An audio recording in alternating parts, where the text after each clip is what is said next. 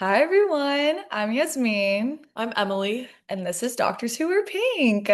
We're so excited that you're back with us today for another episode, and you're in for a treat. Such a treat. Today we have on Sarah. She is a third year at our medical school, and she is actually a mother, and she had her child during medical school. So she so graciously is able and willing to come on, and it was really great. I feel like I learned so much from her.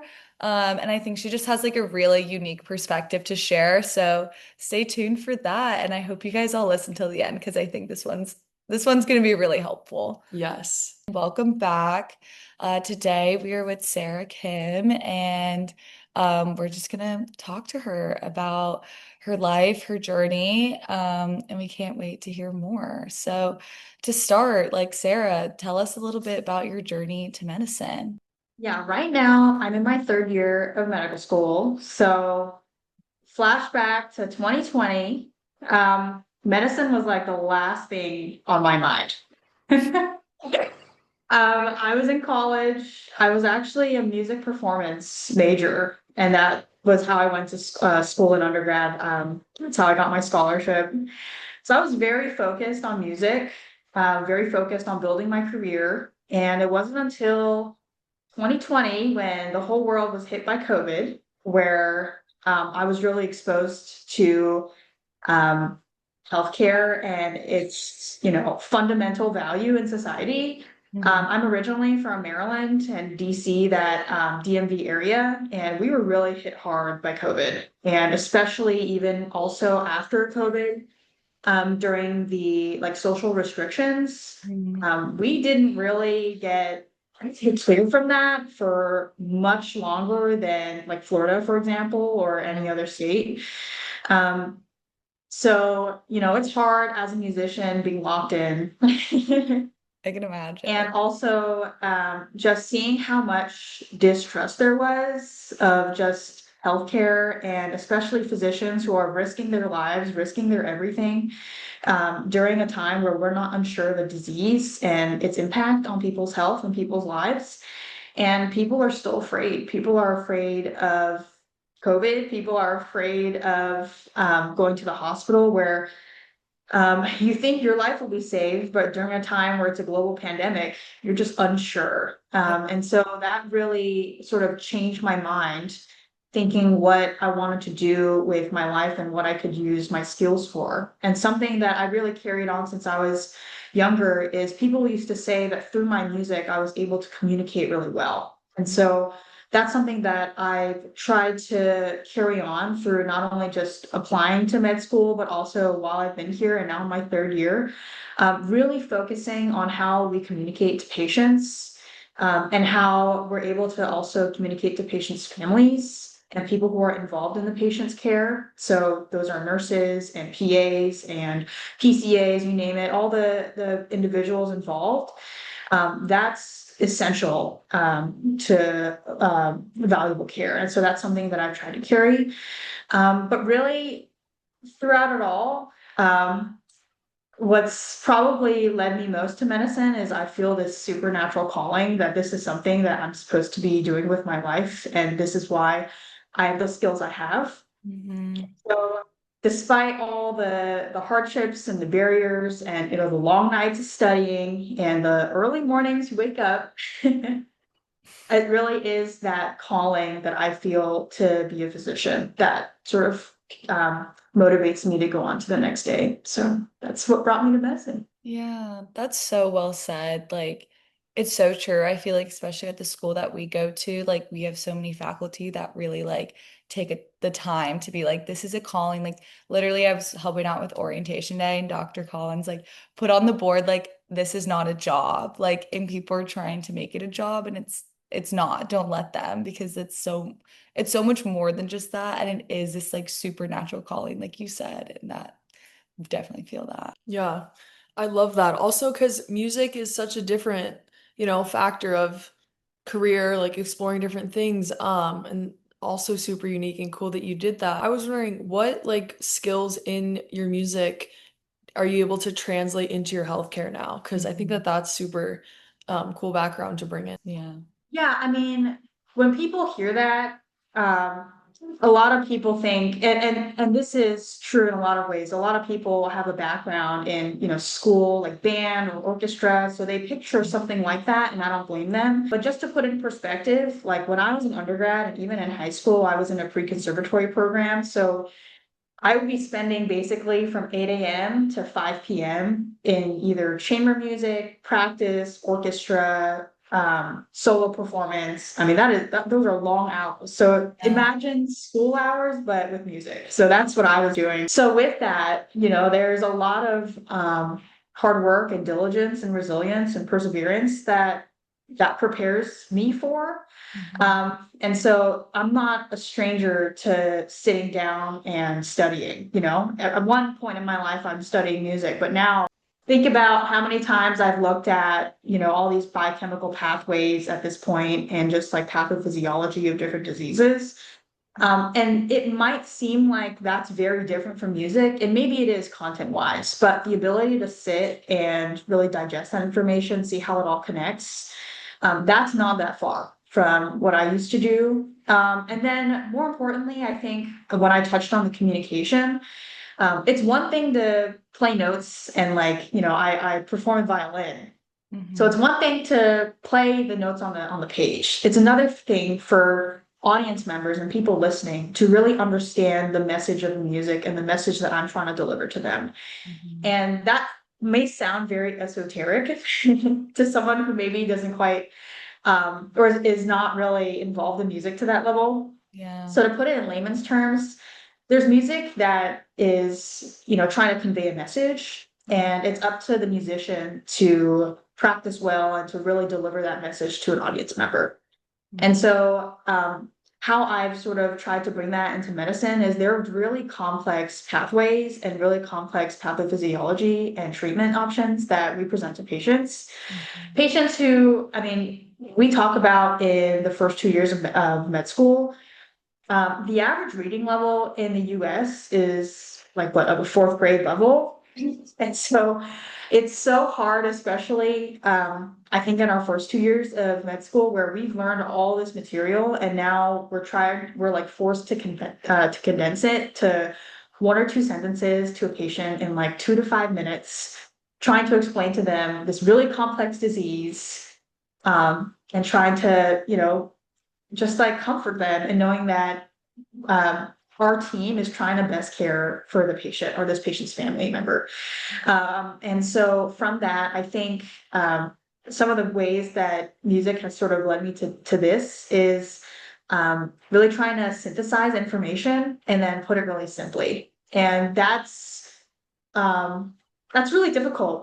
I think any person who's worked in like really complex areas, trying to explain it to someone very simply will tell you that's probably the hardest job of any discipline. And I definitely think for music, it's the same way. There's things that are very, very complicated. And, for example, there's like concertos and violin that are very difficult to play. But really, if you look at the music theory and the music harmonies, they lead you to like, a melody or a phrase. Mhm. And so from that, I think sometimes I personally, and this is true because I'm a third year and I'm studying for step, I'm like distracted by all the step two, step one things that I need to Yeah. know. But really, that's not important for the patient. Patient wants to know if how long they're going to be in the hospital, if they're going to get better or worse. And so, just learning practically how to communicate that to a patient, I think I've learned from music. Yeah. Wow, that's really awesome. And like I grew up like slightly playing the piano when I was younger, but nothing like in comparison with those hours that you put in. And like music theory is definitely not easy as someone who's tried to like wrap her head around it a time or two. So yeah, I can see the parallel between like having that really strong dedication and then also like really being able to give a digestible performance that's going to reach like various different people that are in the audience, just like how it is when you're like, in the hospital taking care of patients. Wow. Well, I'm very impressed by your background. That's super cool, unique. And I'm sure that your patients really admire that too for you being able to, share the medical information with them on a level that makes sense because I know that having been a patient, I'm sure that we all have at some point, Yeah. it's very valuable when the physician can explain it, for us to kind of digest a little bit better and stuff. I don't know, I kind of want to dive a little bit deeper into why we brought you on here today because as a third year medical student and also a mother that is two full-time jobs as I would imagine. Yeah. So I was wondering just if you could start with telling us a little bit more where you are in that journey of being a mother, kind of how it's impacted you to where you are right now as a third year medical student, and I'm sure after we'll go from there. So yeah, I've just started my third year a couple months ago, and my son is about to turn 1. So he was born right like 10 days before second year of school. I think that's really unique because I do have some classmates who are mothers and classmates who are fathers, but none of them are current students who had their children, in the middle of school, let's say. Yeah. And for sure, I think what makes it unique is my first year, I'm like everyone else, childless. And then all of a sudden, second and third year, I have this child that depends on me for everything. So yeah, love to talk about that. It's something that you guys know, and actually most this type of school. I'm very passionate about being a mom. I love being a mom, and of course, being a student right now is something that's just this is the phase of life I'm in, and so just juggling those two things is something that I've learned throughout this year. Yeah. I'm curious. And I don't know, of course, like all that happens like before all that, but like what were kind of the conversations that you had or, may not have had like before kind of going into making a decision of, I want to be a mom like in med school and like we're gonna make it happen. Yeah. Mhm. So, my husband and I had these conversations even when we were dating. So, for some people that's like very early, and I understand that. But for me, I knew that, there's this calling on my life to be a doctor. But I also know there's this desire in my heart to have a family and be a mom. And it's a little daunting to think, by putting off being a mother until, let's say, at the end of training, whenever that may be. I may be in my mid 30s, late 30s, early 40s. Mhm. And, just the fact is that our fertility is not promised. And so just being real with that and knowing that, you guys will learn in second year that there's this graph we see about a woman's fertility and how it like really decreases after you're 25. Like that's scary. And I think I was very upfront with my husband and I said, well, I guess boyfriend at the time, and I said, this is something that I know is very tough and pretty much no one does is have kids during medical school. But this is something that I would love to try for because being a mom is like a desire I've always had. And so what does this mean for if we were to get married and if we were to start a family, what does this practically look like? And of course, at the time, I did not know exactly, to what extent that would involve, but we can have conversations about who's going to do the dishes or who's going to take care of the baby during nighttime or am I going to breastfeed or formula feed or are we going to use childcare, daycare, all these things, these conversations I think are important to have Mhm. even before, pregnancy, conception, and all this stuff, Yeah. because at least then you're thinking about things, and you're not maybe blindsided by by other things that come up. So first of all, that's what we did. And then I got pregnant during my first year of school. So of course, there's lots of things that change in your body when you're pregnant, and probably some things that really surprised me were how much it would affect me physically. So then that brings up a whole nother conversation or more conversations with my husband about, okay, I'm not able to do my part of cleaning the house or, doing the dishes and things like that. So as I've gone on this journey of, going towards motherhood and then after having a child, there are just these more and more conversations that come up about what I'm able to handle, what we are able to handle as a family. And I think getting in the practice of having that open communication with a partner or a spouse is such a good habit to have before maybe some of the chaos of life. Yeah. Because that way you're prepared when things come up and you can really discuss things and make a game plan together. Yeah. Yeah, definitely. Yeah, I just like admire you so much for like all of that because I think being a female in medicine, I know at least for me, like I feel very similar to you as like I do have this very strong desire to like be a mother and like you never know how long your training is going to be. And so I feel like there's so many ominous questions around all of that that may not be so linear for everyone. There's no like, clear path of how to have a family or start a family, like as a med student, as a resident, like as a doctor, like all of it. And so like I just think that's so cool that you just like had this strong like desire and you're just like this is gonna happen. And like I admire that. Like I can't imagine like going through all of that like as a first year having just like done it. So that's just awesome. Yeah. Yeah. Especially the part you said about your fertility and like the graph you looked at and it going down. That's a very real fear for a lot of women in medicine and like something that I know that our friends talk about it. I hear Yeah. other people in our class talk about it because we have like I have friends that aren't in medicine that are in like, the business corporate world that are able to maybe plan having a child in their life maybe a little bit more clear cut than we can with the demands of like training and stuff like that. And so it's definitely a real fear of mine too, kind of thinking about how is that going to work out. People are talking about, freezing your eggs. Yeah, the Um, program's paying for that. And like I was like, I don't how can we know. do all of this? That's definitely not something that wasn't a focus of mine going into medical school. So I can't even Right. imagine what that's been like for you. How has the adjustment been different going from first to second year, having a child or not having a child to having a child? Because at University of Florida, it's mostly preclinicals first and second year. So there are things that will change your life after you have a kid.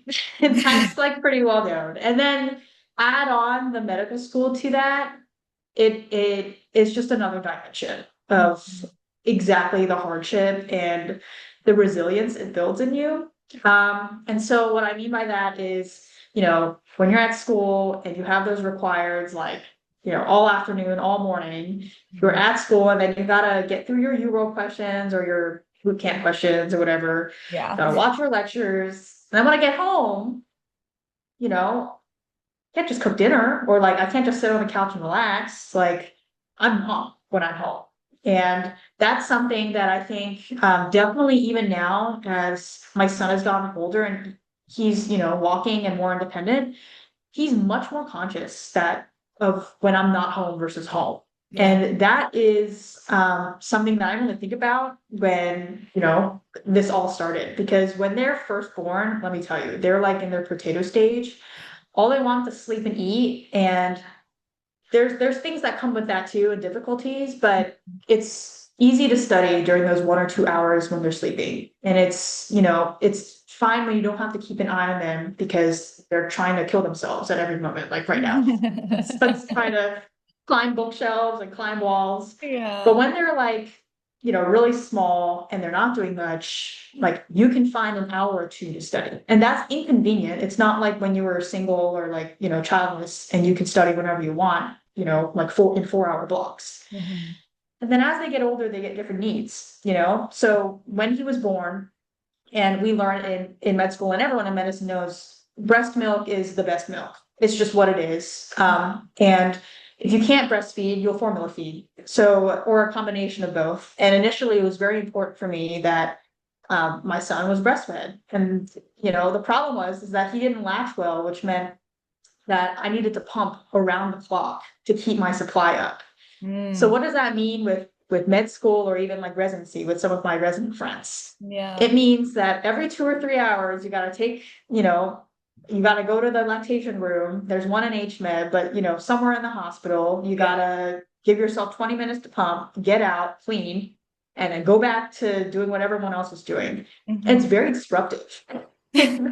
Imagine like, for example, right before anatomy, I got a pump before going to anatomy and um just not having that time to myself where, for example, some of my friends, they can just like get some lunch, go to Chick-fil-A, go to Starbucks. Like I'm like enslaved to, it felt like, to the breast pump. That's really difficult. And so that added on an extra like factor that I was not expecting before giving birth. And so Yeah. with that, what I'm going to say is, um, there's like there's like an ideal, like, your ideal birth and ideal postpartum course, and you discuss things with your partner about the best things that can possibly happen. And then there's like all the stuff that happens after that, which is that, maybe you don't, you have an emergency C-section, or, your milk supply never comes in. Like, what does that look like for your family? And so the number one thing I will say to people who are thinking about having a family or expecting right now is,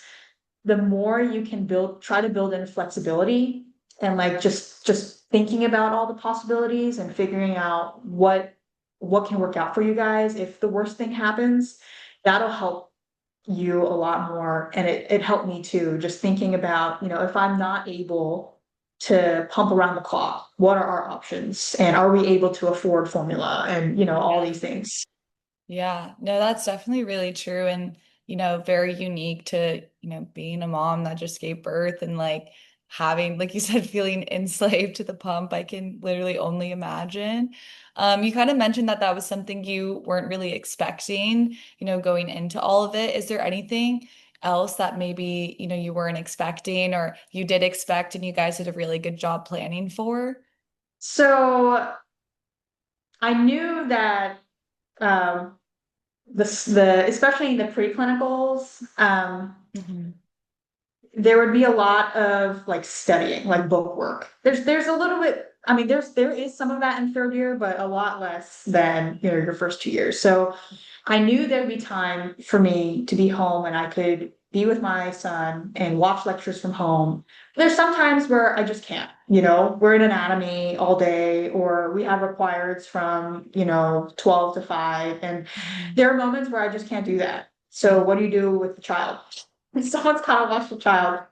And so that was a lot of discussion with my husband, is who will be watching our kids. And this is a theme that if you decide to have children, you will have for basically your whole career, is who is watching our kids until time they're basically self-sufficient, right? Driving, getting to places they need. It's Yeah. something I hear even attendings at UF struggle with and talk about, always trying to find a nanny or trying to find a daycare.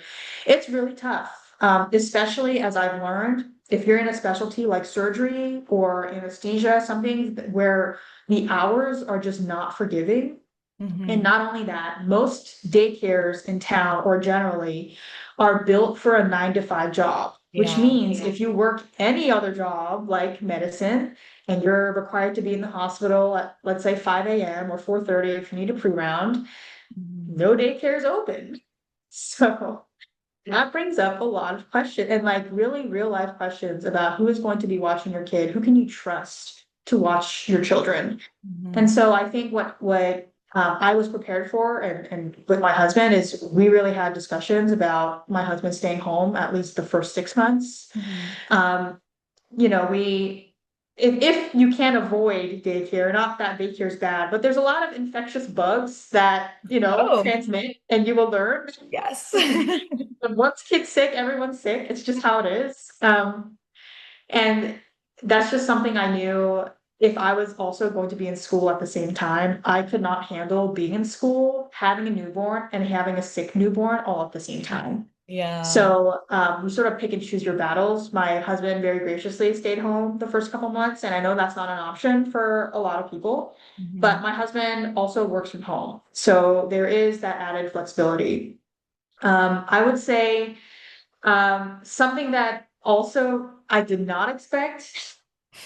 Um, you don't really realize how important like continuous deep sleep is until you don't have it anymore. Mhm. That is a luxury I still miss to this day. I mean, on a good night, I'll get 7 hours straight. Yeah. But, for example, one of my friends, they just finished their trauma nights on surgery, and they said they slept for like 14 hours the day after, and were like, I feel great. And I said, like, wow, that is such a luxury. Or I was discussing this with my friend. I'm like, what a luxury to sleep 14 hours. And it's not that we can't, it's that, when my son is up, I have to be up too. Yeah. And like, I think just that idea that my free time is no longer my free time, Hmm. like that's a little sad. And I think that's okay to grieve. I definitely have spent my fair share grieving that. Yeah. Um, but that's something that I didn't expect. And now that I'm on the other side, I can warn parents before this happens. Hmm. So yeah. Yeah. Wow. Yeah. Can't even imagine like like creating that schedule with your sleep too, because Hmm. I'm trying to find my sleep, don't have enough time to sleep, and I don't even have a child, and trying to fit in all the other parts of stuff like that. Yeah.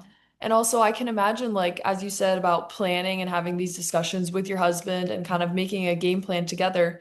As you go into like the rest of third year and then into fourth year in residency, I assume that's something you're planning for too. Could you speak a little bit more about how that's impacting kind of any specialty you're choosing or kind of how you look at the rest of your career? Yeah. It's this is like the age-old question for any med student is what are you going to do for the rest of your life? So this is something that I have thought about day one of school and I continue to think about to this day. Okay, so we're just putting that out there. Nothing is really set in stone, but I definitely have noticed a shift in the specialties and the lifestyle I'm interested in after having a child. It is much more real having to decide how much time I choose to spend away from my kid. And that is something I think that's really hard to talk about. That's really hard. Luckily, a lot of the physicians that I've worked with, like faculty who are moms, they're very open about why they've chosen the schedule they've chosen, why they've chosen the specialty, what they would do, what they would change differently. Just a lot of the people I've worked with have been very open about that. So my number one advice to people who are very serious about having a family during school, during training, is speaking to those people who have experience. Yeah.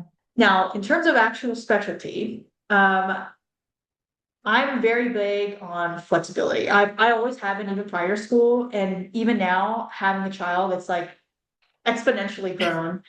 I think what's really important to me and something I value incredibly is flexibility in schedule, just location. I don't want to be tied down to like having to like stick to an academic institution or whatever. I'm looking for that. So whatever specialty can offer me that, that's what I'm looking for. And the reason why I mention it is there are specialties that are not flexible. Yeah. For example, my first rotation was surgery. There were days, I want to say like half the week, 3 out of 7 days where I did not see my son at I would leave for the hospital at 5. I would come back around 6 or 7. So Hmm. I'd leave before he woke up and I'd come home after he slept. And that is amazing for parents who can do that. For women who can do that, I Yeah. applaud them. I could not do that. And to be quite honest, my son did not handle that well. And Mhm. my household was just a mess. It was a disaster. So Yeah. I just know that about myself. I know that about my family. So surgery is not flexible, it's not gonna work for me. And I'm like, now that I'm in a different rotation, I'm thinking about what works for me and what doesn't. Mhm. So right now I'm not like super attached to any specialty, but I think I'm looking for one that is more forgiving um in terms of like looking beyond training. So um I I think I'm excited for my internal medicine clerkship because that'll open up, primary care versus hospitalist versus, subspecialty if I want to pursue something even more specialized. But that way, it buys me a little more time to make my decision. But also, all the three things I just mentioned are like very different lifestyles and provide very different things. Yeah. You talking about like doing your surgery rotation and then like seeing how like your like family dynamic was with that and like your kid. Like that's actually kind of interesting that you're trying the specialty like as well as like your child is like coming along that journey with you. And like of course like for me like wanting to have a family and stuff one day like those are questions and thoughts I have in my own head when I like shadow or like look at different specialties and I'm sure that's going to be heightened like during third year but it's like it's another thing to actually like already have your kid and just like you can really see realistically like what that is going to look like so Yeah, that's really cool. I was just like, okay, hated that you weren't able to see your kid for that long, but at least you can know for sure that's like not gonna work. Exactly. Yeah, Mhm. definitely. So I guess kind of with all of that, like I mean, is there any advice, for people that you have? I know you've said like so many things, but is there anything else that, people who are listening that, have a significant other and they're having these conversations, like, would you recommend doing like getting pregnant first year? Would you have any other recommendations at all of like when it comes to like kind of navigating that? Yeah, I would say my first piece of advice, just generally, not even just pertaining to this, but any of my friends will tell you this is like the number one phrase I give is the number one most important decision you'll make in your life is the partner you choose Yes. to spend the rest of your life with, if that's something you're interested in. Mhm. Because if you have a strong marriage, you can do anything. You will be able to choose any specialty. You'll be able to go through any training, residency wise, have as many kids as you want, doesn't matter. I think the number one priority, at least for me, is keeping my marriage very healthy and very strong. If if that's not strong, everything else seems unstable to me. Yeah. So that's my number one advice. The more you can prioritize having those conversations that I mentioned earlier, even better. That's only going to strengthen your relationship. Mhm. So if you can do that first, everything else will, it's still hard, but it won't be as hard Mhm. as if your relationship is not good. So Yeah. um I would say my advice is not to convince people to have kids during med school or during training, like during residency. That is not my job. It is very individualized. Yeah. What is going to be best for your family is something only you and your partner will know. Yeah. So whatever that means is what it means. Mhm. What I will say is I think something that is encouraging to especially my classmates is there's not many people we know, at least personally, I know that have had kids during medical school, Yeah. and that's no surprise. It's very hard, and I think something that I've realized going through it is there's very little flexibility built in to the first 2 years of school. I mean, you are back to back on blocks, right? And you have that like 2 month summer off during first year, and fortunately, that's when I delivered my child. But Yeah. other than that, it is pretty much you are swamped with preclinicals until STEP.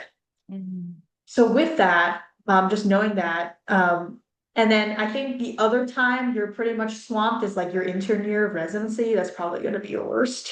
Other than if you're a surgery resident, then you have a battleground. But Just the whole time. there are times, yeah, there are times during medical training that are really stressful. And like I said, your fertility is not promised. So whenever you decide to have kids is when you'll have kids, or whenever you can have kids is when you'll have kids. But knowing that there are times where it's worse, I would just keep that in mind. Mhm. Um, Now because I've had my son during preclinical years, I know it's possible, but I wouldn't wish that on any person. I think a lot of people think about having kids during fourth year of school or during their last couple of years of residency because the hours do let up. But again, that's not something you can control. So I would keep that in mind. Some of the options, like there are some medical schools that offer like what is it called? A family leave elective where you can caretake for a family member or have kids. I mean, it's very like expansive. And Mhm. there's other schools where that's not an option. You have to take a year off. And that's just what it is. Now, for me, that wasn't possible because financially it just wasn't a possible option for me. I couldn't let my student loans accrue interest that long. Yeah. Yeah. So these are all these like pretty much adult like considerations we have to make when having kids is financially, how do things in the state of the union look, right, for you and your family? And then timing wise, like training wise, where are you? Can you prolong your training? Is it possible for you to do that? Mhm. Um, and then just also one thing that's really helped me and my husband is we have a very strong community in our local church. And that has been, I think, for me, I think the biggest difference between success and failure, at least in the early days of when Yeah. my son was an infant, because basically my church created this like this meal train where I didn't have to cook a single meal for like 3 months. People would just bring food to our place every That's other so day. kind. And so exactly, and it's like it's so little, and they're like these random people I've never met in my life bringing us food, Oh, but that gave me the peace of mind that there's gonna be food on the table, and that gets rid of that like mental burden of having to go to the grocery store and buy food and cook food and then like meal prep and then divide the food and pack it up and do the dishes. No, I don't have to do any of that. I know that food's gonna be there, so I can focus on taking care of baby, taking care of me, and going to school. And so I would say if that's not possible for someone, I would say get your family involved, bring your family from wherever they are, yeah. or try to, see if you can make friends outside of med school. I know that's really hard for some people, but for me, it's vital. It's vital for me to have that because it's important for people to support you and for you to support people who are not in medicine. It keeps you grounded. Yeah. Yeah. That's really awesome that you have such a strong community. I like I can't I even imagine talking to you now. I couldn't even imagine having a child in medical school. Yeah. And like you're so right, like not having to think about like cooking or anything like that. Cause I know I'll get back from a long day and I'm like, okay, like now I have to go make dinner. Yeah. And like even this like you get decision fatigue is really what it is. That's so true. Yeah. Yeah. And so that's really beautiful that like you have a really strong community like that. Sarah, that's kind of all the questions we have for you today. And it has just been so lovely, like really getting to talk to you, like, and you just being vulnerable. Like, we really appreciate that. I think with this podcast, like, we want these kind of conversations to be not normalized. It's not that people don't want to talk about it, but like, not everyone, has had that experience. And it is cool to like hear that perspective and like really know what it's like. And like I said, like being a woman in medicine and like starting a family and like all that, it's not linear and it's not the same path for each person. So I love that you were able to, come on here and really share that. And we really, really appreciate that. I'd like to say one thing, if that's okay. You mentioned that, I love Dr. Shelley Collins. I think she's amazing. She's like, um, one of my favorite mentors at UF. And when she mentioned, that medicine is a calling, it's not just a job. Don't treat it like a job. Um, People are going to try to convince you, Yep. all the powers that be in the world are going to try to convince you that's a job, and it's not. And I totally am in support of that. I also think there's going to be a lot of people that either in school or in residency that try to convince us that it's not possible to have a family or we need to focus on training now and delay gratification like children later. And Mhm. what I'll say to that is the best way we can take care of our patients is to take care of ourselves, or the best way we can advocate for our patients is to advocate for ourselves, Mhm. which means if I want to have a family and it's going to fulfill my life, and I definitely think that becoming a mother has made me a better student and a better future physician. Mhm. um, the only people who are going to benefit from that are my patients. And so the reason why I say that is there are some programs that maybe are not adjusting to the times of women or men having children during training. Yeah. And the only way that that's going to change is if we force them to and we start having kids during training or Yeah. during school. And I know that's really daunting because I mean med students are just by nature risk adverse. That's just what we are. Yeah. I would agree with that. But the only way we sort of make change is to force these programs to. Mhm. And so to that, the whenever I think about, like, do I spend 10 minutes studying or do I spend 10 minutes with my son? I Mhm. always think of, what's going to fulfill me the most right now, what's best for me most right now. And that's only going to help the patient I see tomorrow. Mhm. I'm going to greet them with a smile, 10% brighter than I would, feeling less fulfilled. And Mhm. so just knowing that, the better you take care of yourself now is Mhm. only going to help you and your patients that you care for. Yeah. I love that. I Yeah. really do. Like what you say, Emily. We're not medical students, we're students in medical school. That's Yeah. right. Yeah, we've said that a few times on here. Just thought I would bring that back Yeah, up. I No, love I like that. You should keep that. Yeah, that's our new motto. Yeah, no, yeah, that's really beautiful. Thank you so much again, just like sharing your Yeah. Thanks perspectives. for having me. This is great. Yeah, yeah. And I hope you have a great rest of your day and the great rest of third year. And I hope I get to like run into you at HMAB and just like, I yeah. hope so. Yeah. Thanks, guys. Of this. course. Hope you have a good Thank rest of your you. day. You too.